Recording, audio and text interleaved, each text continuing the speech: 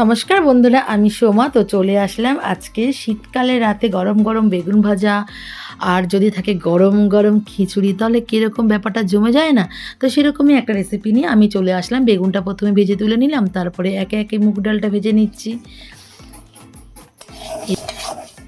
বন্ধুরা, মুগ ডালটা কিন্তু আমি ভাজার পরে এরকম করে ধুয়ে নিই, ধুয়ে জলটা ফেলে দিই। এবার আমি এটা হাঁড়ির মধ্যে দিয়ে দেবো।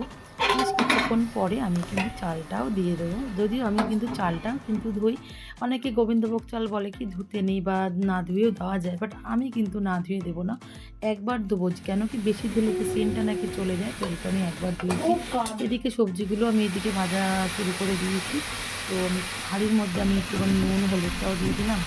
আর এদিকে আমি কিন্তু একটু পুড়িয়ে দিচ্ছি আর কি আদাটা, মানে আদাটা পেস্ট আমি দিলাম না। খিচুড়িতে একটু পুরানোটা চলে, অসুবিধা নেই। তো কিছু চেরা কাঁচা লঙ্কা হাঁড়ির মধ্যে দিয়ে দিলাম। এদিকে কিন্তু আমার সবজিটাও বেশ কষানো হয়ে গেছে, যেটাকে ওভাবে দিয়ে দিলাম।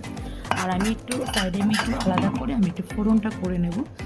ফোড়নে বিশেষ কিছু আমি দেবো না, জাস্ট দুটো শুকনো লঙ্কা দেবো, দুটো তেজপাতা আর দেবো একটু সাদা জিরে, তো সেটাও আমি এর মধ্যে দিয়ে দিলাম। তো আর যেটা খিচুড়ির মেন উপকরণ, সামান্য একটু তো চিনি দিতেই হবে, একটু মিষ্টি মিষ্টি লাগে। আর যেটা না দিলেই অসম্পূর্ণ থেকে যাবে, সেটা হচ্ছে ঘি। অবশ্যই খিচুড়িতে ঘি না হলে চলে না, কিন্তু শীতকাল যেহেতু এই জন্য একটু ধনে পাতাটাও দিয়ে দিলাম। তো বন্ধুরা, কার কার এরকম গরম গরম খিচুড়ি বেগুন ভাজা পাঁপড় ভাজা খেতে ভালো লাগে, অবশ্যই কমেন্ট করে জানিও।